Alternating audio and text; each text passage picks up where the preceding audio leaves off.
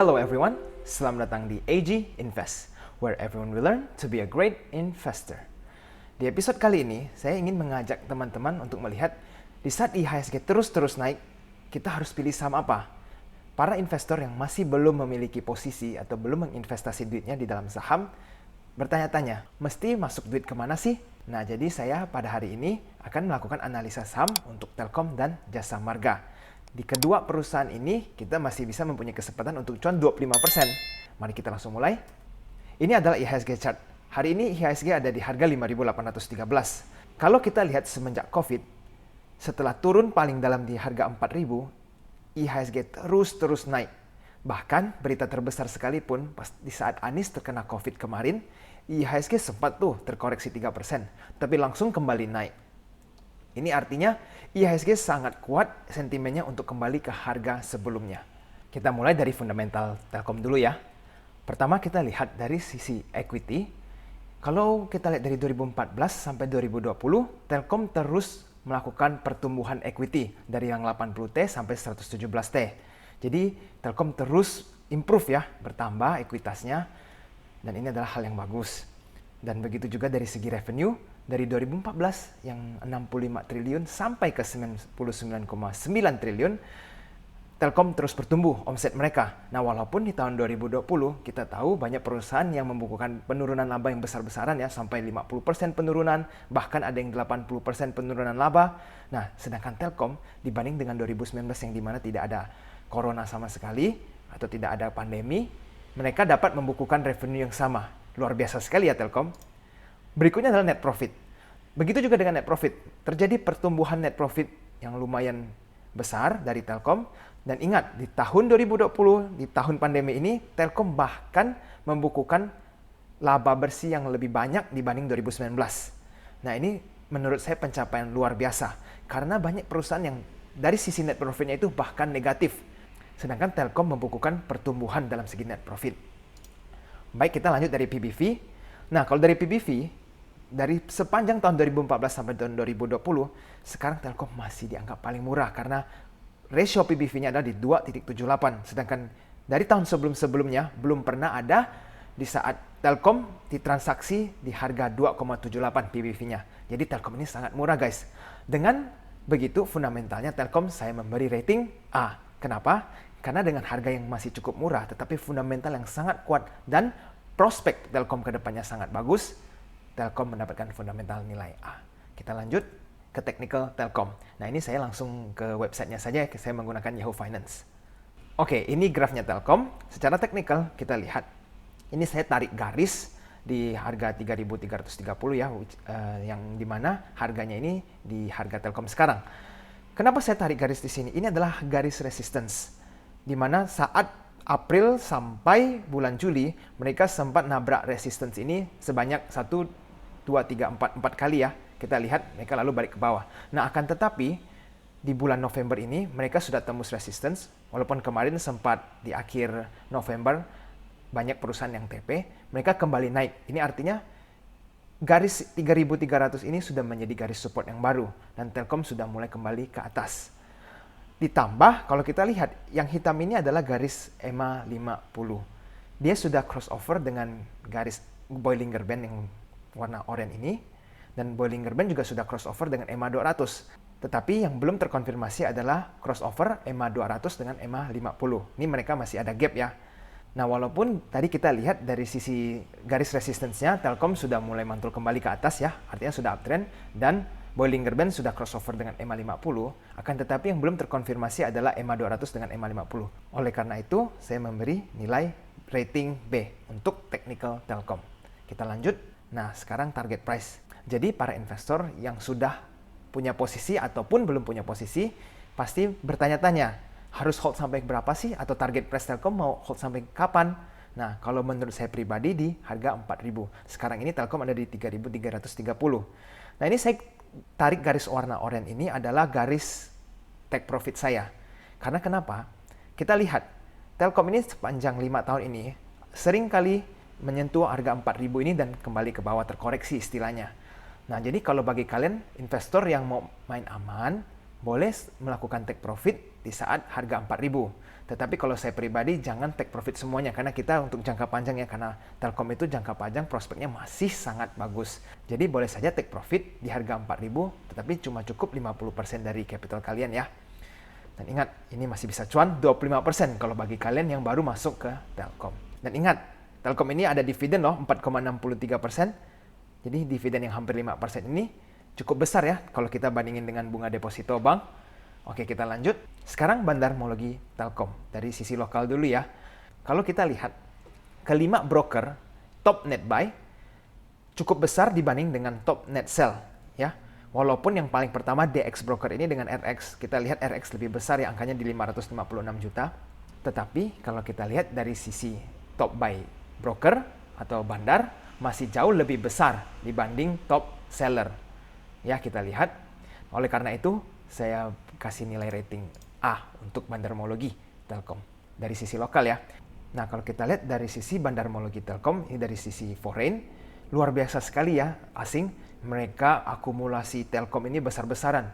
Semenjak dari tanggal 4 November, ini data yang saya tarik, terus mereka lakukan pembelanjaan di Telkom, dan jumlahnya cukup besar. Ini ada yang 650, ada yang 572, ada yang 557 juta. Walaupun di tanggal 30 November dan 1 Desember terjadi penjualan, ini mereka take profit ya, perusahaan-perusahaan asing, tetapi sudah kembali melakukan net buy di tanggal 2 Desember. Oleh karena itu rating yang saya kasih adalah nilai A untuk segi bandarmologi foreign Telkom. Jadi kalau kita lihat dari sisi bandarmologi lokal, Telkom itu mendapatkan A dan juga mendapatkan nilai A di sisi foreign. Jadi overall itu ya Telkom mendapat rating A dari sisi bandarmologi. Nah, sekarang kita lihat berita tentang Telkom ada apa saja sih, dan prospek Telkom itu seperti apa. Kalau kita lihat, ini saya ambil dari liputan 6, Telkomsel, ini dari sisi bisnis mobile, segmen bisnis mobile-nya ya, sudah mencatat pertumbuhan bisnis sekitar sebesar 10% menjadi 47 triliun. Nah, ini luar biasa sekali ya, orang banyak di tahun COVID ini terjadi penurunan omset, lah sekarang Telkom malah makin nambah 10,6%. Lalu, selanjutnya adalah Telkom sudah sekarang mempunyai pelanggan mobile data yang sebanyak 117,3 juta. Yaitu ini adalah pertumbuhan 4,6%. Jadi sekarang semakin banyak orang yang menggunakan mobile data dan pelanggan baru ya. Ditambah lagi, hal ini mendorong konsumsi layanan data tumbuh sebesar 42,5%. Jadi ini akan menambahkan keuntungan bagi Telkom sebesar 42,5%. Jadi Telkom ini terjadi pertumbuhan yang luar biasa. Nah, belum cukup. Nah, ditambah lagi, lalu lintas data yang telah meningkat 40% menjadi 6,6 juta terabyte. Wow, luar biasa sekali ya Telkom. Penggunanya semakin banyak, omset mereka juga semakin bertumbuh. Nah, selain Telkomsel, Telkom itu juga mempunyai layanan IndiHome. Nah, IndiHome ini mencatat pendapatan sebesar 16,1 triliun, yaitu pertumbuhan sebesar 17,1%. Ini semenjak COVID, Telkom malah mendapatkan untung luar biasa sekali ya, 17% loh. Ini benar-benar luar biasa. Dan pelanggan IndiHome tumbuh sebanyak 752.000 hingga akhir kuartal 3 2020. Dan mencapai total lebih dari 7,76 juta pelanggan. Nah, dari sisi Telkomsel, bisnis mereka juga sudah bertumbuh.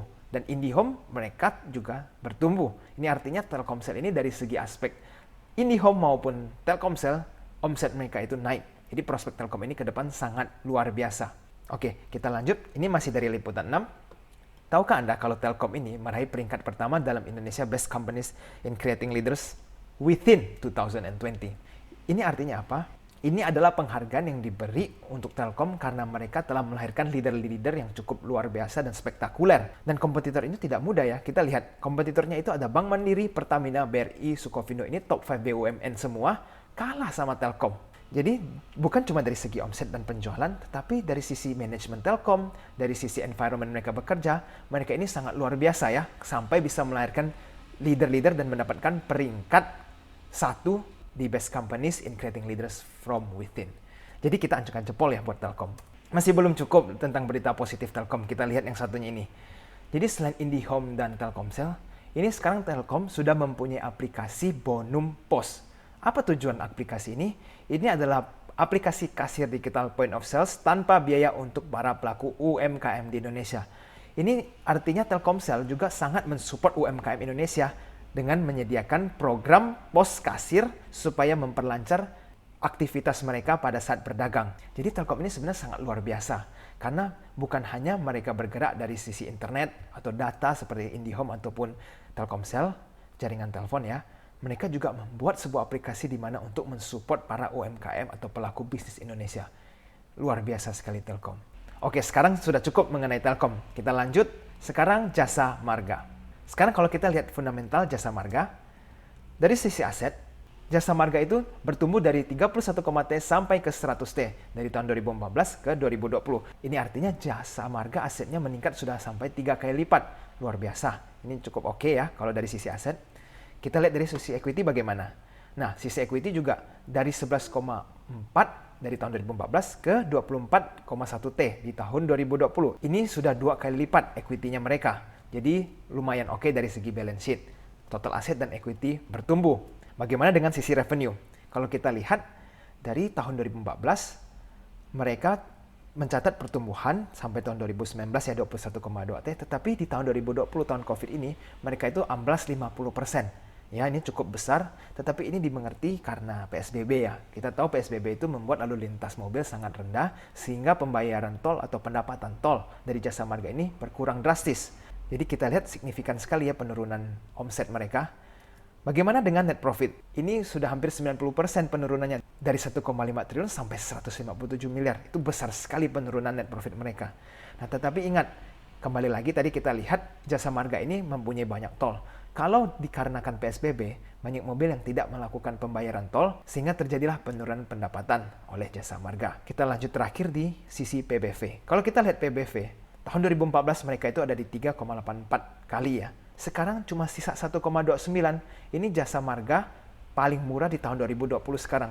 Ini benar-benar waktu yang cukup baik kalau mau membeli Jasa Marga karena diskonnya. Dikarenakan oleh revenue dan net profit yang turun cukup dalam, fundamental Jasa Marga saya akan beri nilai B.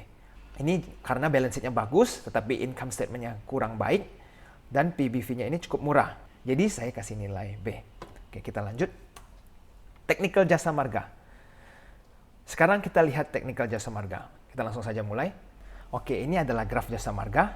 Kalau dari sisi teknikal kita lihat, dari Bollinger Band, Jasa Marga ini sudah sempat sentuh pertengahan Bollinger Band dan mantul balik ke atas. Ini artinya mereka tidak tembus dari sisi support dan kembali uptrend. Ditambah, kita lihat yang hitam ini adalah EMA 50, sudah bertemu dengan EMA 200. Sebentar lagi mereka akan crossover dan ini menunjukkan bahwa mereka akan terjadi uptrend. Dan ini telah dikonfirmasikan oleh Bollinger Band yang sudah meng-crossover dengan EMA 50 dengan warna biru ini yang EMA 200. Sehingga mereka ini sebentar lagi akan menuju uptrend. Oleh karena itu, kalau kita lihat dengan sisi teknikal, Jasa Marga ini mendapatkan A karena sudah terkonfirmasi kalau EMA 50 dengan EMA 200-nya sudah bertemu, yang itu menunjukkan bahwa mereka sudah mulai uptrend. Dan dikonfirmasi dengan Bollinger Band yang sudah melalui EMA 50 dengan EMA 200-nya. Oke, sekarang untuk target price. Jasa Marga ini ada di harga 4.340. Dan saya secara pribadi akan memberi target price di harga 5.550. Ini dikarenakan setiap 2 tahun Jasa Marga ini akan selalu naik. Kalau kita lihat ya, tahun 2013 mereka menembus harga 5.500. Di tahun 2015 mereka juga tembus harga 5.550. Kalau kita lihat, Jasa Marga setiap 2 tahun tembus harga 5.550. Mulai dari tahun 2013, 2015, 2017, 2019. Nah, kenapa fenomena ini terjadi? Setiap 2 tahun Jasa Marga selalu menembus harga 5.500. Oke, kita langsung saja lihat apa penyebabnya. Oke, kita lihat dari berita investasi kontan ya. Ini ada sejumlah tol yang di mana harga akan dinaikkan tarif tolnya. Dan terakhir, mereka itu Jasa Marga telah menaikkan harga tol di tanggal 29 September 2018. Dan tahun ini di 2020 mereka akan merencanakan kenaikan harga tarif tol. Nah, kalau misalnya tarif tol ini dinaikkan, ini otomatis pendapatan Jasa Marga akan bertumbuh. Dan juga fenomena kenaikan tol ini dilakukan setiap 2 tahun, bukan setiap tahun. Itu yang menjelaskan kenapa Jasa Marga setiap 2 tahun ini harganya selalu naik. Nah, oleh karena itu sekarang di tahun 2020 mereka sudah menaikkan harga tol. Ini artinya Jasa Marga akan kembali rally ke harga di kisaran 5.500. Oleh karena itu kenapa saya memberi target price 5.500. Dari sisi bandarmologi lokal, Jasa Marga kalau kita lihat top 5 net buy-nya, mereka ini jauh lebih besar dari top 5 net sell. Jadi bandar ini mulai akumulasi Jasa Marga. Jadi dari sisi lokal, saya memberi nilai rating A. Kalau kita lihat ini data saya ambil dari tanggal 1 November sampai 2 Desember. Ya, Jasa Marga ini sudah diakumulasi bandar di kisaran harga 4.300-an. Bagaimana dengan bandarmologi Jasa Marga yang dari sisi foreign? Kalau kita lihat dari 2 minggu terakhir, kita mulai dari tanggal 4 November ya. Ini kalau kita lihat jumlah akumulasi dari foreign atau asing masih sangat besar ya, lebih besar dibanding net sell-nya. Ini artinya apa? Foreign inflow masih jauh lebih besar daripada foreign outflow. Oke, jadi kalau kita lihat overall-nya, bandarmologi sisi lokal mendapatkan rating A, dan dari sisi asing juga mendapatkan rating A. Nah, jadi overall ratingnya adalah A untuk bandarmologi Jasa Marga. Oke, sekarang kita bahas summary Telkom dan Jasa Marga. Dari sisi fundamental, Telkom mendapatkan nilai A karena dari sisi balance sheet maupun pendapatan income statement, mereka itu melakukan pertumbuhan yang sangat besar. Sedangkan Jasa Marga saya memberi nilai B karena Jasa Marga tadi dari sisi income statement-nya, mereka itu turun sampai 50% dari sisi revenue dan bahkan hampir 90% dari sisi net profit. Tetapi kalau dari sisi technical, Telkomsel mendapat nilai B. Kenapa? Karena tadi belum terkonfirmasi ya EMA 50 dengan EMA 200-nya. Mereka belum crossover. Tetapi dari sisi Bollinger Band dan dari sisi garis resistance dan support, mereka sudah cukup oke. Jadi saya memberi nilai B untuk Telkom dan Jasa Marga karena sudah terkonfirmasi garis EMA-nya, saya memberi nilai A. Dan untuk bandarmologi, Telkomsel dan Jasa Marga mendapatkan nilai A. Sekarang, bagi kalian para investor yang ingin melakukan investasi, Telkom dan Jasa Marga ini adalah pilihan yang cukup tepat untuk kalian mulai. Karena potensi untuk mendapatkan keuntungan masih sangat besar. Apalagi dari sisi ketiga fundamental, teknikal, dan bandarmologi, kedua perusahaan ini masih sangat tergolong bagus. Oke para investor, sekian dulu video hari ini. Dan bagi kalian yang masih nonton video ini sampai sini, bisa tolong di like dan subscribe channel ini, supaya bersama kita akan membangun channel ini dan membagikan ilmu-ilmu investasi saham kepada teman-teman kita yang baru mulai investasi. Dan jangan lupa komen di bawah bagi kalian yang ingin bertanya mengenai seputar investasi. Oke, let's become a great investor. Happy investing!